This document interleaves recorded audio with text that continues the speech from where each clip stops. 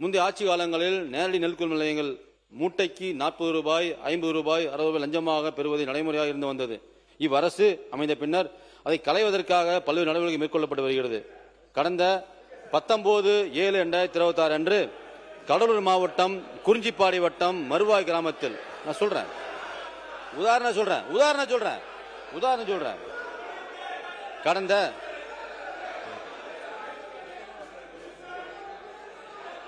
19/7/2026 அன்று கடலூர் குறிஞ்சிப்பாடி வட்டம் மருவாய் கிராமத்தில் இயங்கி வரும் நேரடி நெல் கொள்முதல் நிலையத்திற்கு நான் நேரில் சென்று ஆய்வு மேற்கொண்ட போது விவசாயிகளிடமிருந்து மூட்டைக்கு 50 ரூபாய் வீதம். உணவுத்துறைக்கு கொஞ்சம் இருங்க, நீங்க மட்டும் பேசு. யாரா ஒருத்தர் பாருங்க, உட்காருங்க. நீங்க மட்டும் நான் சொல்றேன், நீங்க மட்டும் ஆய்வு பண்ண சொல்றேன். கோவிஷ் மட்டும்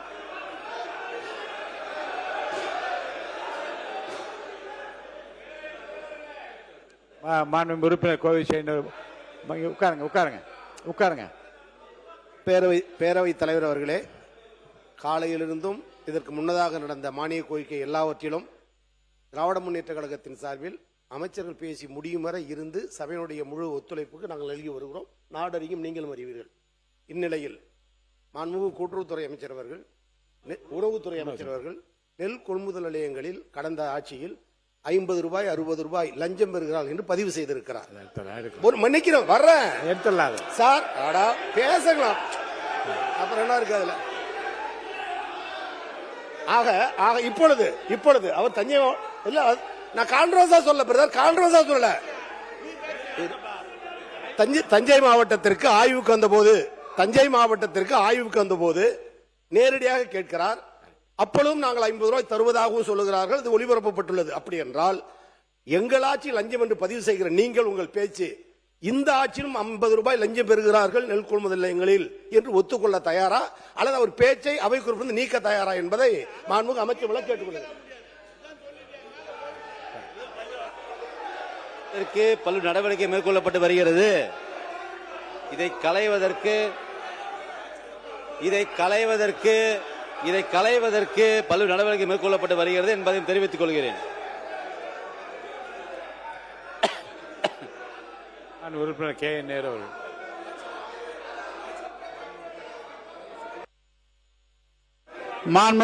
தலைவர் அவர்களே, அமைச்சர் ஒரு நிமிஷம்.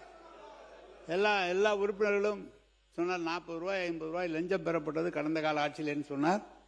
அவர் நேரடியாக ஆய்வுக்கு சென்ற போது இப்போதும் அங்கு வாங்கப்படுகிறது என்று நம்முடைய முன்னாள் அமைச்சர் அவர்கள் சொல்லி இருக்கிறார். கொஞ்சம் நீங்க பேசும்போது நாங்க கேட்டுக்கிட்டு இருந்தோம், நாங்க சொல்லும் போது நீங்க கொஞ்சம் கேளுங்க. அவை குறிப்பிலிருந்து நீக்கணும்னு சொன்னாங்க, அதையும் நீக்க முடியாது, இதையும் நீக்க முடியாது. ஏன்னா மேல போயிட்டு எல்லாரும் மக்களுக்கு போயிட்டாங்க. யார் எங்க இருந்தாலும் நீங்க வாங்கினாலும் மக்களுக்கு தெரியுது. அதை இல்லைன்னு மட்டும் சொல்லாதீங்க. வணக்கம். மாண்புமிகு பொதுப்பணித்துறை அமைச்சர் அவர்கள். பேரவைத் தலைவர் அவர்களே, இது உண்மையான ஒரு நிகழ்வு தான்.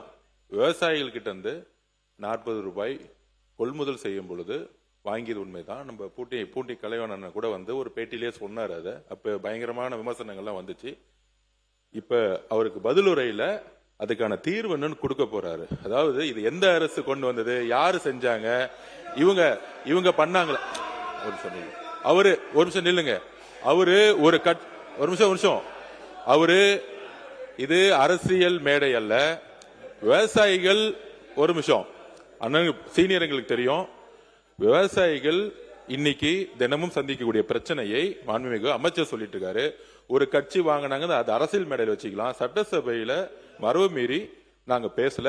அதுக்கு தீர்வு இப்பயும் தொடர்கிறது. அதுக்கு தீர்வு என்ன செய்ய போனுங்கிறத அமைச்சர் சொல்லுவாரு.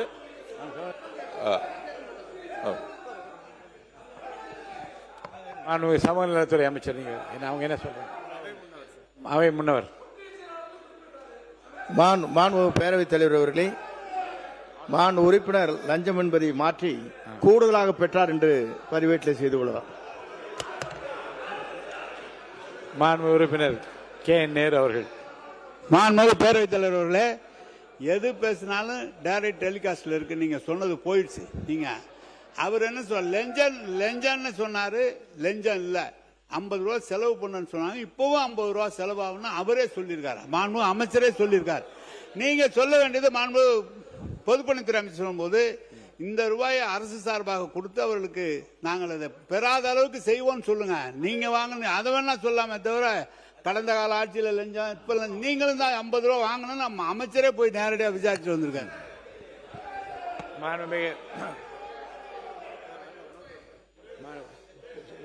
விவாதத்துக்கு ஒரு முடிவு வச்சோம் இல்லைங்க. இல்லை முன்னாள் அமைச்சர் OS மணி. மாண்புமிகு பேரவைத் தலைவர் அவர்களே, இது போன்ற குற்றச்சாட்டுகள் இருந்ததெல்லாம் உண்மை. அந்த குற்றச்சாட்டுகளுக்கு பரிகாரம் காண வேண்டும் என்பதற்காக ரொக்கமாக எந்த விவசாயிக்கும் பணம் கொடுப்பதை தடை செய்து நிறுத்தி அவர் அத்தனை விவசாயிகளுக்கும் 1 மூட்டை நெல் போட்டாலும் சரி, அவர் 200 மூட்டை நெல் போட்டாலும் சரி, 1000 மூட்டை நெல் போட்டாலும் சரி, அவர்களுக்கு காசோலை அவங்களுக்கு வழங்கப்பட்டது. வங்கியின் மூலமாக அவருடைய வங்கியிலே வர வைக்கப்பட்டது. ஆக விவசாயிகளுக்கு கையில பணம் கொடுக்கவில்லை கடந்த காலத்தில். இது நான் சொல்லி முடிக்கலையே, நான் பேசி முடிக்கலையே, நான் ஃபைண்டிங்ஸ் வந்துடுறேன். விவசாயிகள் கொண்டு போகிற நெல்லை வண்டியில் இருந்து டிராக்டரில் இருந்து அவர்கள் தான் இறக்குகிறார்கள். அவர்கள்தான் இந்த நெல்லை தூத்துகிறார்கள். அவர்கள்தான் வெயிட்டு போட்டு பிடித்துக் கொள்கிறார்கள். அதற்கு விவசாயிகள் சன்மானமாக அவர்கள் கையில் இருப்பதை கொடுக்கிறார்கள். வீட்டில் இருந்து கொண்டு நீங்க நல்லா பார்க்கணும்.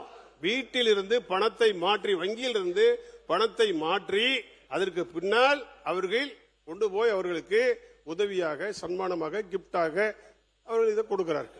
இதுதான் நடப்பே தவிர இது லஞ்சம் என்று அமைச்சர் சொன்னதை அவைக்குள் பொழுது நீக்க வேண்டும். மாண்புமிகு பொதுப்பணித்துறை அமைச்சர் அவர்கள்.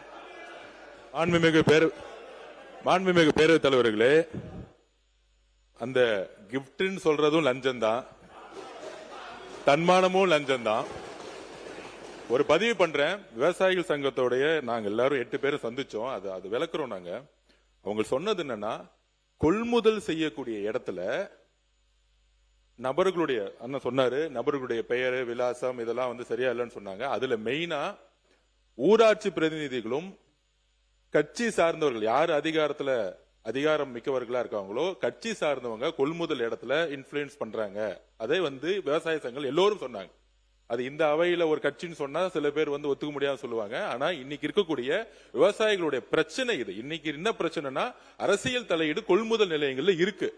அந்த கொள்முதல் நிலையங்கள்ல அரசியல் தலையிடாமல் எந்த கட்சி சாருக்கு கூடாது. அது டிவிகேவோ, டிஎம்கேவோ, ஏடிஎம்கேவோ எந்த கட்சியும் இருக்கக்கூடாது. இதுதான் எங்களுடைய நிலைப்பாடு. எங்களுடைய முதலமைச்சர் கொள்முதல் நிலையங்கள்ல அரசியல் தலையீடு இல்லாமல் நேர்மையான முறையில் கொள்முதல் நடக்கணும்னு நினைக்கிறோம். இப்ப அண்ணா சொன்ன மாதிரி 40 ரூபாயும் 50 ரூபாயும் கூடிய சீக்கிரத்தில் இருக்கக்கூடாதுங்கிறத எங்களோட நிலைப்பாடு. அதுக்கான தீர்வை அமைச்சர் சொல்லுவார். மாண்புமிகு உணவுத்துறை அமைச்சர் அவர்கள். இப்ப விவாதம் போதும், உட்காரு, நீங்க பேசுங்க. உணவுத்துறை அமைச்சர். இல்ல உணவுத்துறை அமைச்சர் முடிங்க சீக்கிரம். இல்ல நான் எப்பவும் அருமையான கருத்து.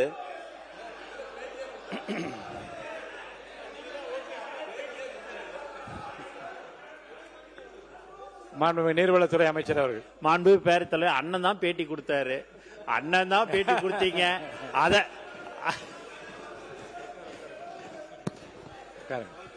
உணவுத்துறை அமைச்சர். மாண்பு பேரவைத் தலைவர்களே, அருமையான ஒரு நிகழ்ச்சி இன்றைக்கு.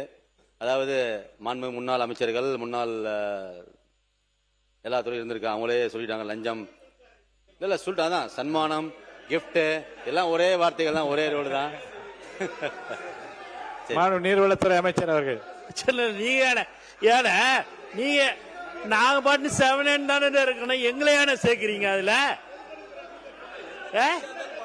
எந்த கட்சியா இருந்தாலும் பண்ணக்கூடாதுன்னு சொன்னாரு. அதுக்கு எதுக்கு எங்க பேரை சொல்றீங்க நீங்க?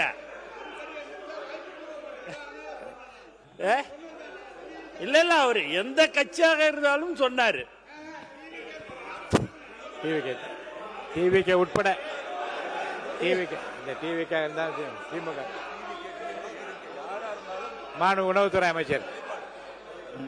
முதலமைச்சருடைய நிலைப்பாடு எந்த ஒரு தவறும் நடக்கக்கூடாது என்பதுதான்.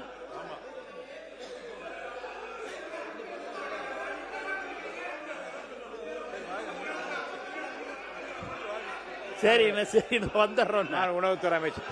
அண்ணா பேட்டியை கொடுத்துட்டியா நீ பாட்டுன்னு பண்ற.